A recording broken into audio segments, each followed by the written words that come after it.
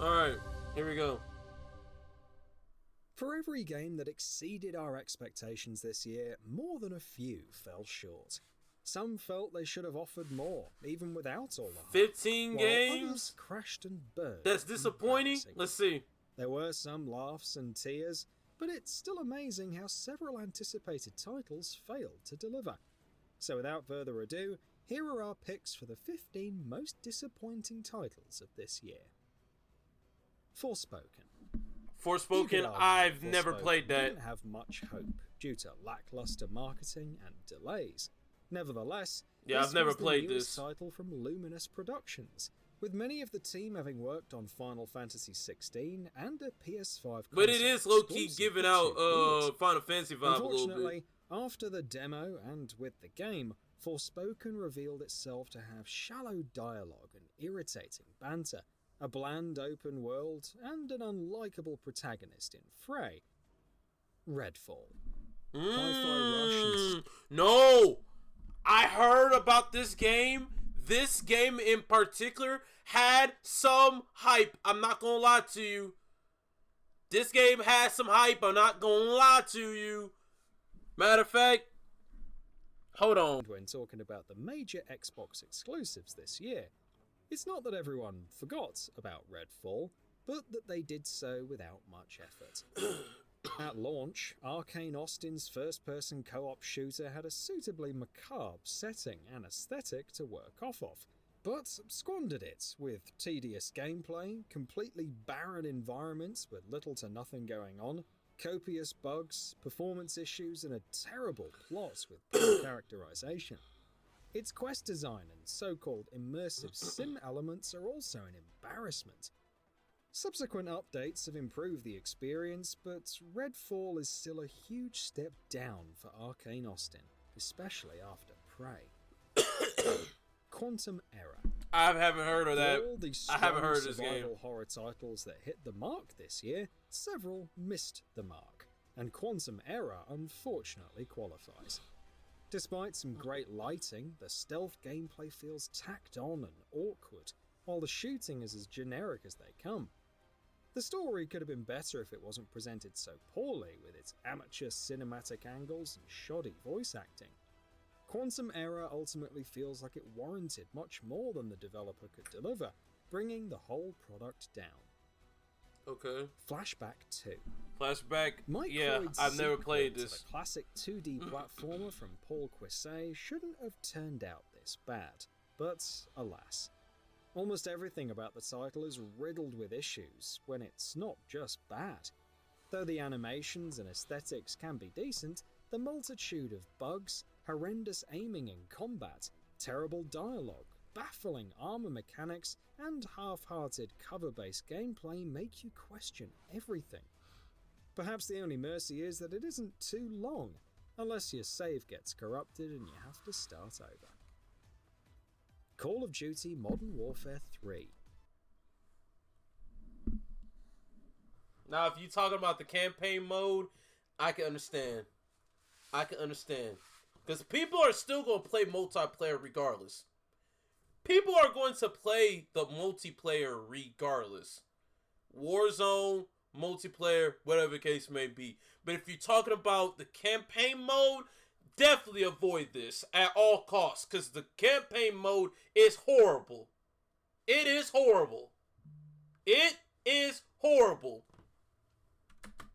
It's a meme of sorts to expect anything from Call of Duty, much less Activision. Modern Warfare 3's campaign falls apart almost immediately. Yeah, if you're talking about It's the campaign mode, mind-numbing exactly. open combat missions with boring objectives, a story that's so by the numbers that you can practically paint them in, a distinct lack of polish and embarrassingly short playtime. Multiplayer buckles under the weight of skill-based matchmaking, packet bursts and horrendous spawns. Yep. Payday 3. Payday, First, haven't heard of this game being before. Unable to play Payday 3 due to servers going and staying down for days at a time.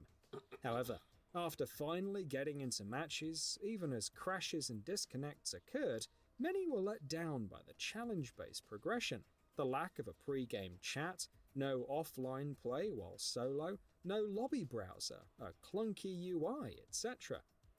Though it's received updates to alleviate several issues, like finally awarding infamy points on heist completion, Payday 3 is still far from reaching the same heights as Payday 2.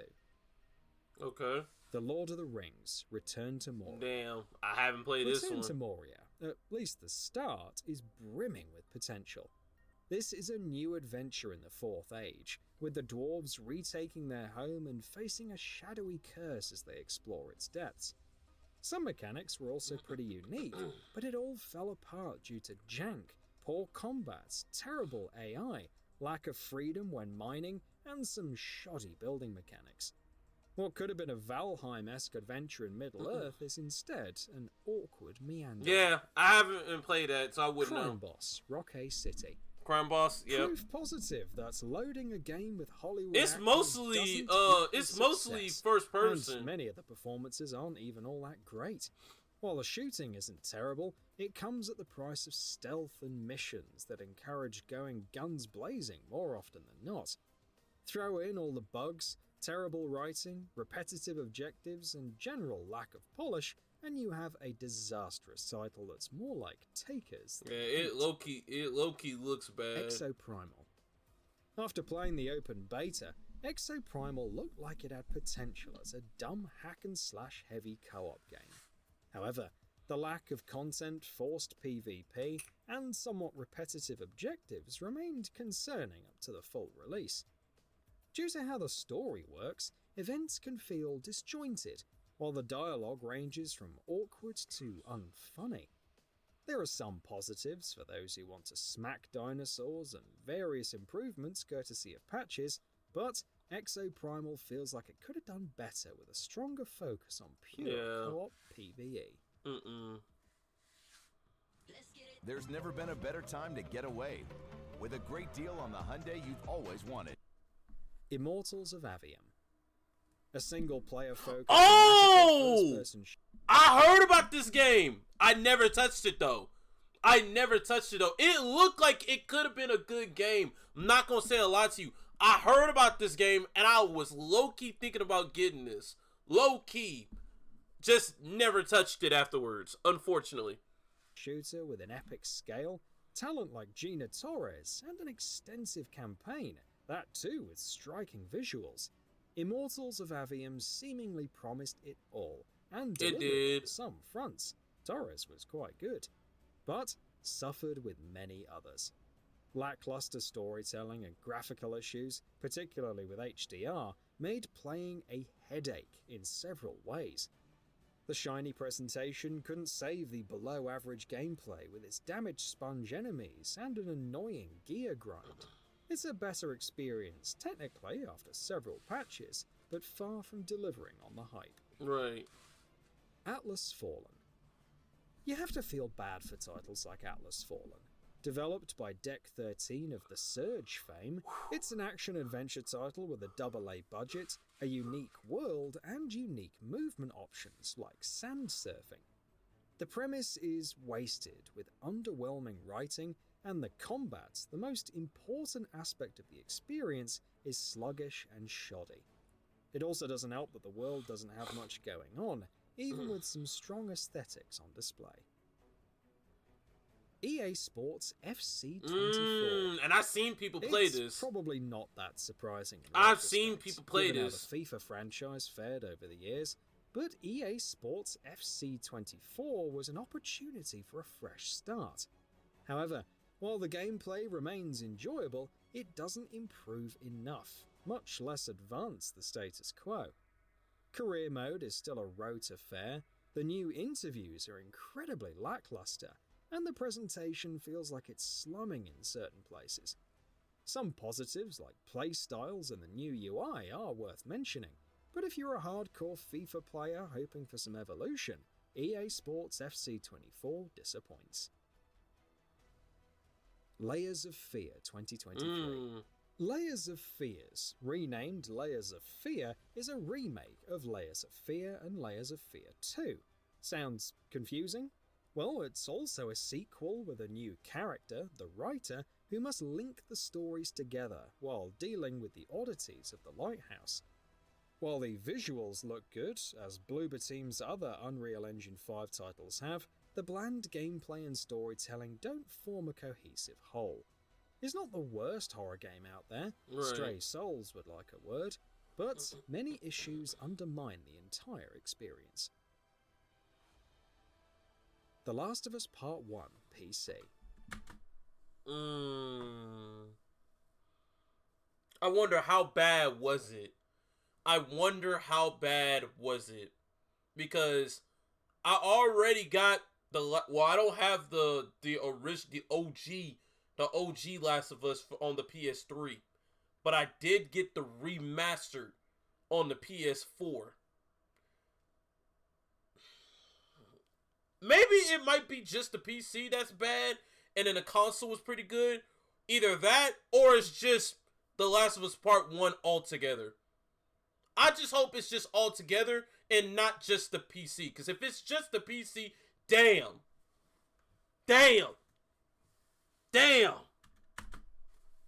You're probably wondering, understandably so, why The Last of Us Part 1, a remake of one of the greatest games ever made, is Right. on this list. Right. The answer lies in the PC version, which launched in a... Okay, makes sense. Okay. I was just about to say, I was like, I hope it's not all together.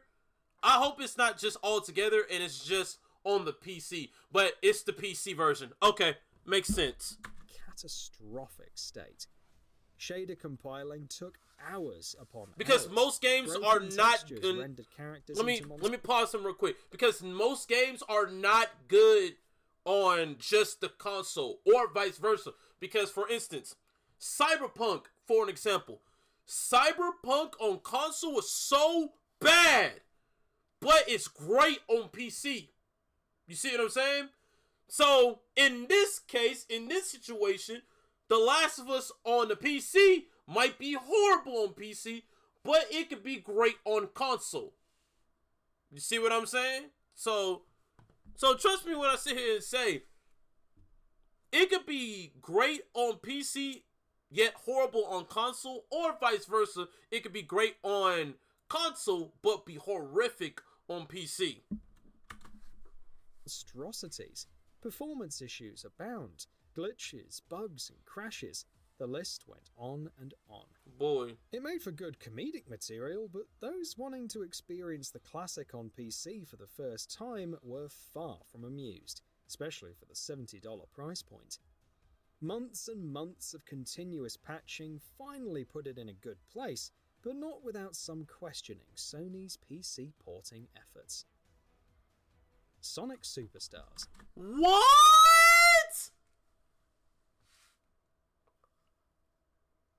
I would never would have thought Sonic Superstar would be making it into this list. And what's crazy, this game was part of the nominees in the Game Awards. Damn. Did it flop that bad? We just gotta find out. After Sonic Mania and Sonic Frontiers, I look forward to Sonic Superstars, with bright 3D visuals and gameplay in line with classic titles. Yeah. While it felt good to play, some inconsistent zone design, irritating boss battles, and gimmicks overpowered the experience to an annoying degree. Other issues like the underwhelming music, boring battle mode, and the new special stage also made it hard to warm up to. While not the worst game in the franchise, that honour still goes to Sonic 06, Sonic Superstars is underwhelming, a definite plateau in quality over more recent titles. So, what are your thoughts on this? Wow. I can't believe it. I cannot believe it. Cause I ain't gonna lie, I might legit have to go ahead and get me Sonic Frontiers. Cause I ain't gonna lie, that's a game that I've been wanting to get, but never got a chance to get it for real. I ain't gonna lie, I might have to go ahead and get download that junk. Cause I legit want to play it. I might play it tomorrow. Who knows? So, man, bro, I would have never guessed it.